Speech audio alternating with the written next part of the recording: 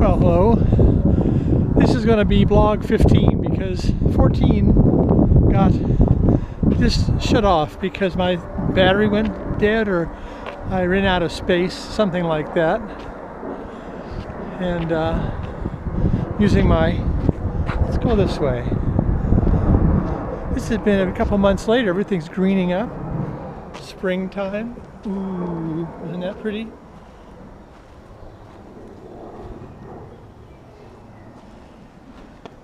On the bridle trails. Let's take this other path away from the muddy bridle path, the path less traveled. Yeah, at 14 I got cut off and I was just starting to talk about the illusion, well, the free will. And I'll try to continue that now as I walk through the spring cold forest. It's still cold here. It's 40 something, low 40s.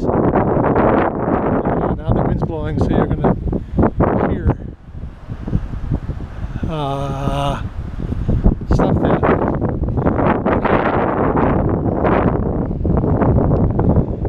Okay. I learned in physics class that nature abhors a vacuum. It has to put something in there. They're talking about gases usually, I think, in that regard. But I think the human psyche is the same way. When humans see something and can't explain it, it disturbs them. So they have to give it a name and come to a conclusion about it, just to get it out of the way. What is it? Used to be there's a refrain in an Anglican hymn that goes, "Let us not be confounded." And that's the question, what is it when it comes to answer? Confoundment. Oh, this wind and the hissing and I'll get in the forest more and it'll be okay. So we have to name it. And we come to a conclusion, we can forget about it. We don't have to be right in what we name it. Think back thousands of years and all the myth that was used to explain things. Oh, let's go this way.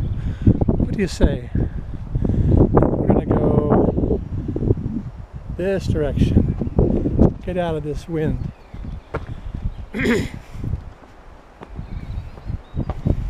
So yeah, it's nice here.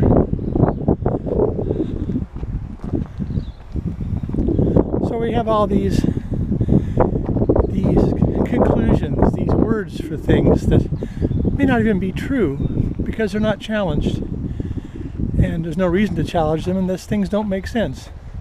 So St. Thomas Aquinas, or Thomas Aquinas, depending on your religious persuasion, tried to prove the existence of God without using the Bible. And as a little kid I said, well, what can I was curious about what was real. I still am, but I kind of think I know more. And so I said, I'll only accept what I can prove to be true. And it was amazing what I could not prove to be true. I was given all these stories about what was real. Conventional wisdom. Can we go this way? I'd like to go that way. Let's go this way. Conventional wisdom. So I threw everything out, and one of the first things that got thrown out was this God, because it couldn't be proven, and lots of other stuff. I don't want to go back to the road again. Maybe I don't have to. So then all I could prove was something from Descartes, cogito ergo sum, and I think therefore I am. But I like sensei ergo sum, I feel therefore I am, because thinking is also kind of confusing too. So I can prove that I feel, because I feel myself feeling, and that's pretty much all I can do. And it's as if, I have a dream. I've had a dream the other night that was so real, I didn't know it was a dream until I awoke, and regretfully or sweetly, it was about my mother, who had died 30 years ago. And it was so nice to see her, and I just wanted to keep her when I was waking up, but she just sort of faded away. But it was nice to have the dream, but I didn't know I was dreaming till I woke up. So, how was this dream now? Am I dreaming now? When do I wake up? So I can't prove anything is absolutely real except that I'm experiencing it. But I see people, most everyone, trying to prove things from what they're seeing as opposed to that they're seeing. The act of seeing to me is the meaning of life. What I see really isn't all that important, but that I can witness it. Well, what's this? This is kind of fun. The fact that I can witness it and it moves me is what's important. So perhaps my purpose in life is to be a witnesser. And the closer I can get to seeing what's going on as opposed to projecting a assumption about how things are, processing things, I miss out by having to process. Another illusion or a myth, a word like hope. Hope implies that something could go wrong. But the cavalry, I hope the cavalry will come. Oh, I am the cavalry. It is I. Oh, here's the forester. This is very cool. There are all these planned forests, industrial forests around, and each one is sort of husbanded by a forester. And they have a home on the property and so forth. Maybe you'll talk to me if I get over my cough. And Formesson. What's Formesson? I don't know what that word means. I'll look it up. Where was I? I have a disc in my neck that slipped out. It is so incredibly painful. I was hoping I could walk and make it feel better, but it muddles my brain too. It's so close to my head. It really hurts. I have a concert on Friday night, so I may be sort of a Frankensteinian guitar player on Friday. So where were we? About illusions, things that aren't real we call real. Hope isn't necessary. My feeling is that I'm born from this world and not into it, and everything I need is here. Let's go not this way, but let's go this way now. What do you say? Okay. Vote of one. I'm voting on your behalf as well. So yeah, free will, what are we getting to? Proving the existence of whatever is. So all I could find was that I could see, that I could perceive, and so how can I perceive best? And I became more and more aware that self isn't just me or I, but it's everything. That I'm not born into this world, I'm born from it. And humans are separated from the moment by words. Words are metaphors about something that really doesn't exist. It's just an approximation. We have dreams, we have ideas, we have projections of what could be possible, and that is kind of what created our self-consciousness, I think. But I think self-consciousness is kind of a new thing, and concerning humankind, that we were fairly habitual and very little self-consciousness occurred. It's disturbing. You don't know what's going on. And using words creates a dynamic where things don't always work out as one imagines things to be. So it takes you from the moment and gives you this illusion of ego and separation, which is really a blessing at one level, but it's also a curse. Okay, what's up here? The blackbirds have calmed down. They're really vociferously loud, wonderful singers in the mornings. And what does A mean? Does A mean that you're about to be cut down?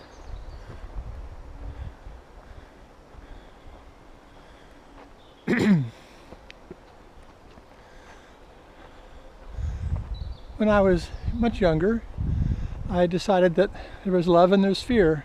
And love exists in the present and fear exists in the future. So, what's love anyway? But it really is self-love. And when I really started loving myself, I discovered that everything was self. Well, how could I really love myself? Especially when I'm taught I should know better and that I was born bad, original sin from the Christians. I mean, please. I went to Avignon in South France, to Châteauneuf-du-Pape. Oh, the dogs are hunting me. Oh, there are people camping. Little kids camp there, I think, sometimes.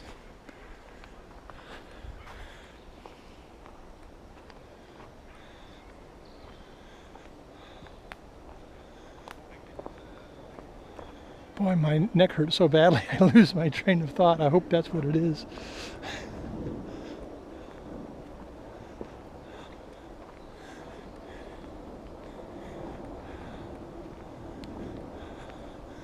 Yeah, the Hamburg airport's just to the southeast of here. Yep, it's definitely a kid. Primal Scream.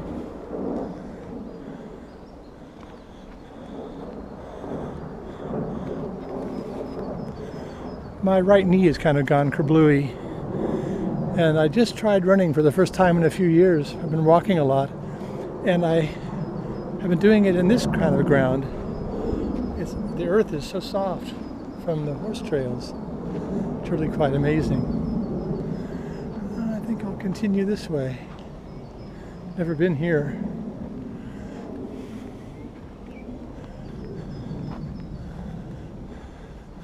So, with this illusion of self being the originator of our thoughts and feelings as opposed to our feelings being the originator of me, what if I shouldn't know better?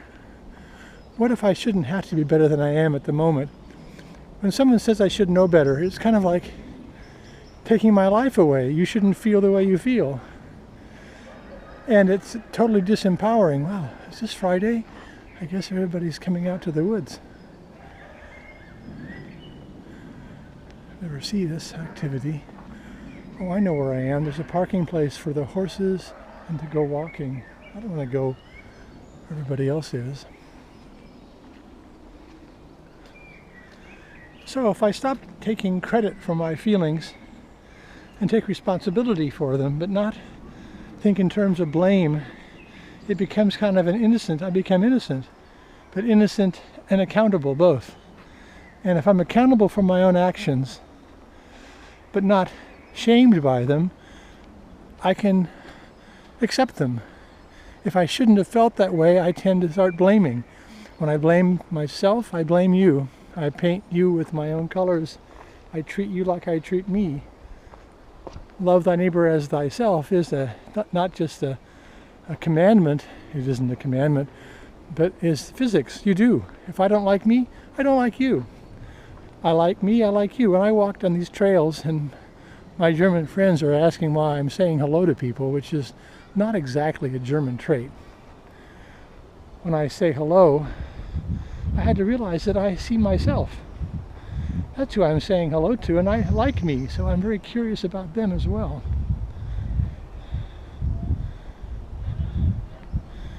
No mountain lions here.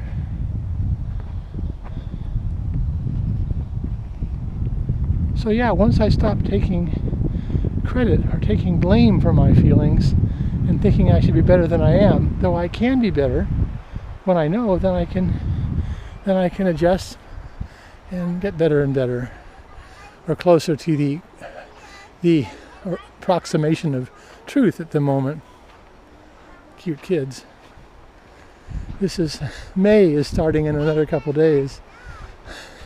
Brr, brr, it's cold. Hands are cold.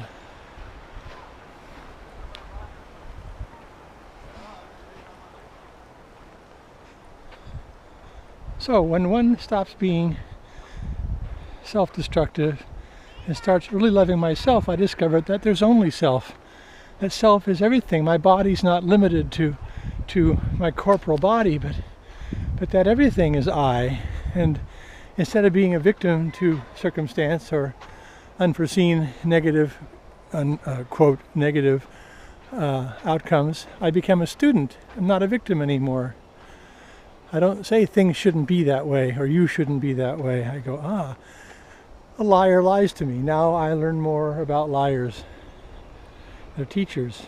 They say I don't trust people. Well, what they mean is they don't trust their assumptions about people.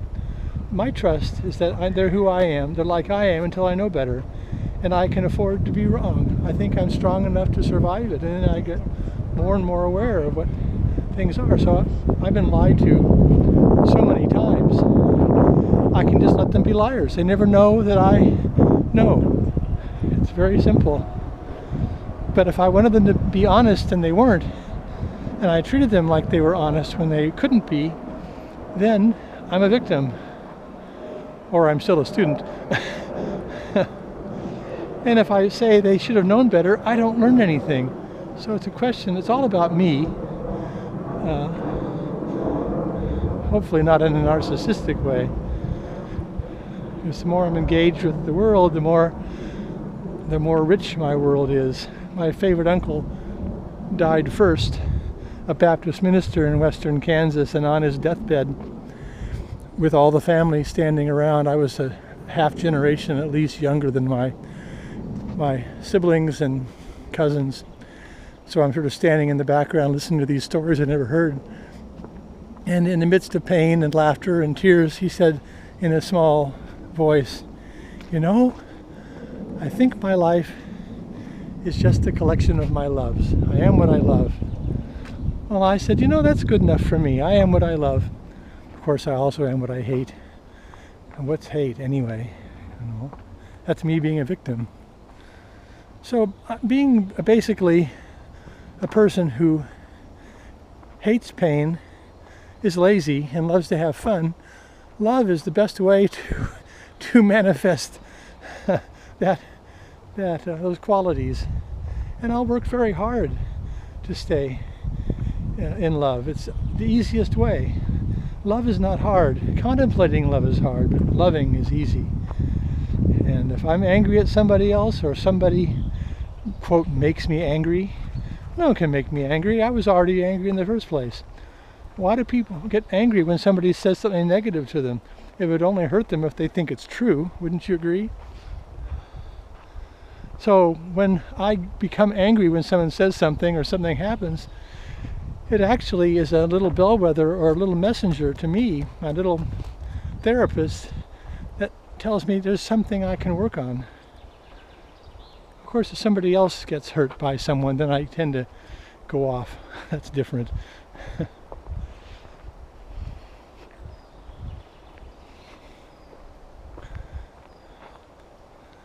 So when one stops searching and stops struggling, when there's nothing left to do because you've arrived,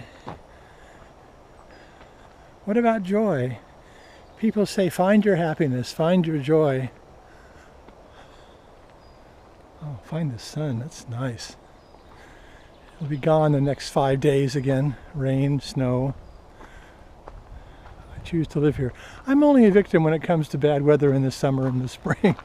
That's my only time I'm really angry. The summer is so short in Germany. So, how do you find your joy? Well, you know what happens when you're not upset. Joy is the natural state. Everything else was kind of a block to being joyful.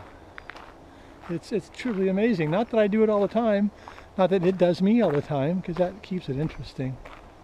But I know these things to be true, not from being told, but from personal experience, because I've been feeling my way along forever on this topic.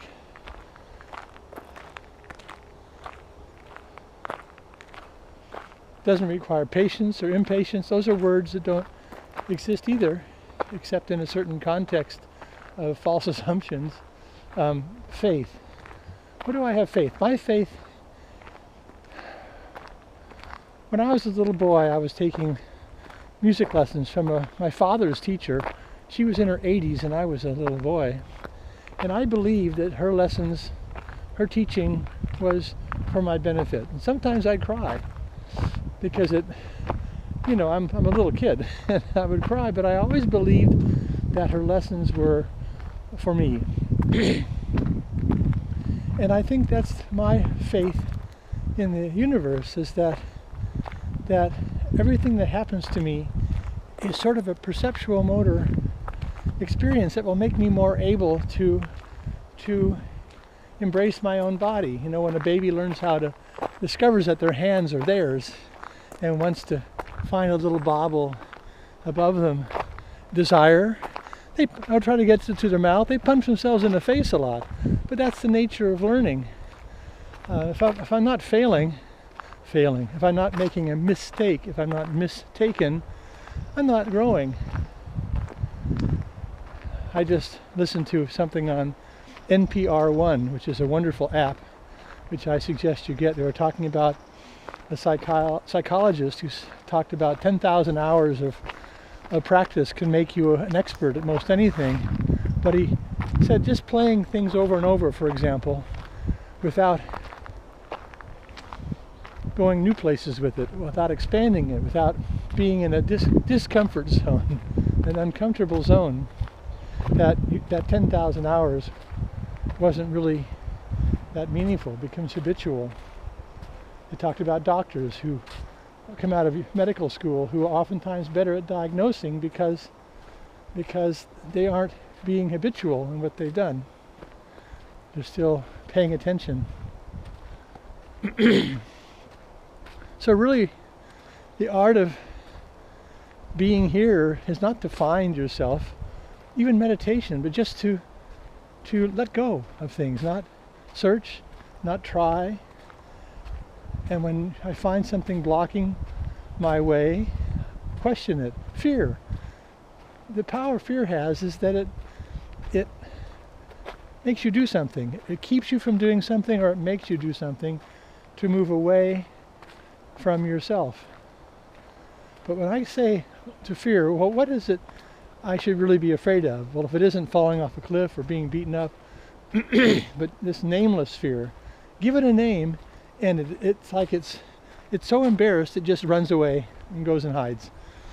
And there's usually a gift that it leaves, that it was guarding something that was a wonderful gift. It always is. There's a wonderful essay by Ralph Waldo Emerson on compensation, talking about if something, quote, awful, I dictate so much I go, quote, awful, something awful happens to you, that there's something to compensate to make it balance out. I notice the older I get, the more quotes I use. Let's go this way now. Everything's on a grid, so it's hard to get lost, kind of like in Kansas.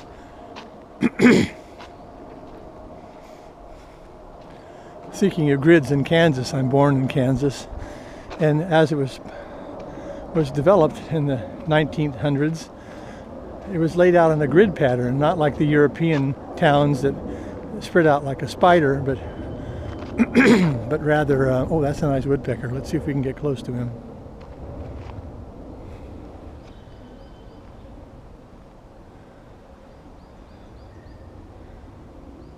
He's behind the tree.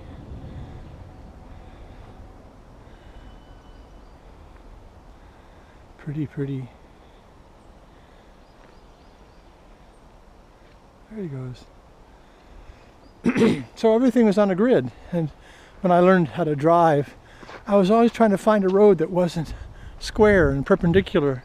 So I would find the few back roads that followed streams to find curvy places. Then I moved to California, moved to Colorado, moved to Europe, and oh my, all the squiggly roads there.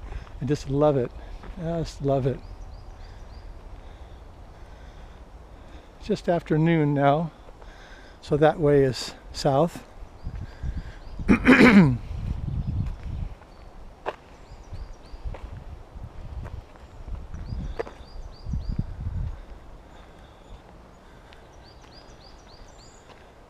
Yeah, I was always interested in what blocked people.